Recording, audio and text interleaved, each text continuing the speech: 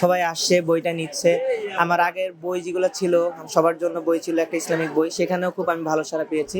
এই ধরনের বই পড়লে মানুষের যে খারাপ মানসিকতাগুলো সেগুলো আমার মনে পরিবর্তন হবে। আলহামদুলিল্লাহ অনেক ভালো সাড়া পাচ্ছি। আমার নাম মহিমুল ইসলাম তকি।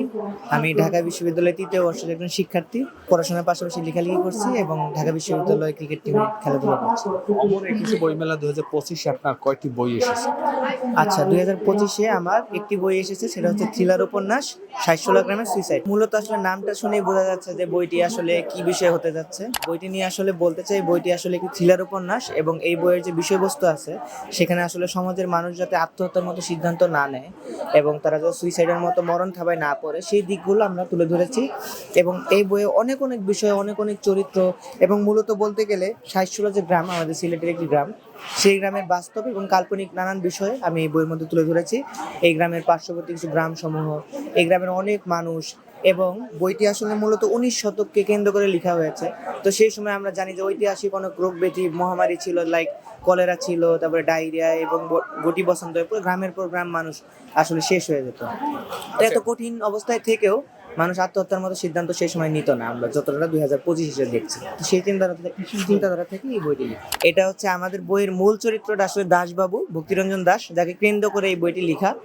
তো সে আসলে তার জীবনের শেষ সময়ে এসে নানান জটিলতার কারণে সে একটি সুইসাইড নোট লিখে, সে আত্মহত্যা করার চিন্তা করে এবং সুইসাইড নোট লেখে। কিন্তু পরবর্তীতে সে আসলে আত্মহত্যা করে না, বাট তার চিঠিটা রয়ে যায়।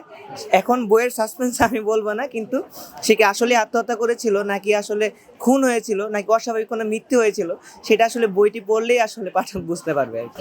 কোন বয়সী পাঠক আপনার এই বইটা চয়েস করতে চায়? আমার কাছে মনে হয় স্কুল পড়িয়া একজন ছাত্র থেকে শুরু করে যত এজই হোক, প্রত্যেক বয়সের শ্রেণী পেশার মানুষ আসলে বইটা খুব স্বাচ্ছন্দ্যে পড়তে পারবে আমি মনে করি। কারণ আসলে সমাজের প্রত্যেককে অ্যাওয়ার করাই আমাদের আসলে দায়িত্ব। সেই দায়িত্ব জায়গা থেকে আমার মনে হয় যে এই ধরনের বই পড়লে মানুষের যে খারাপ মানসিকতাগুলো সেগুলো আমার মনে হয় পরিবর্তন হবে এবং মানুষের জীবনের খারাপ বিষয়টা যাতে ভালোতে রূপান্তরিত করতে পারে সেই বিষয়গুলোই আমি এখানে উল্লেখ করেছি। আলহামদুলিল্লাহ অনেক ভালো সাড়া পাচ্ছি, কারণ হচ্ছে আমার ঢাকা বিশ্ববিদ্যালয়ের বন্ধু বান্ধব, আমার জামালপুর জেলার যারা আছে পরিচিত, আমার শুভাকাঙ্ক্ষী, সবাই আসছে, বইটা নিচ্ছে। আমার আগের বই যেগুলো ছিল, সবার জন্য বই ছিল একটা ইসলামিক বই, সেখানেও খুব আমি ভালো সাড়া পেয়েছি।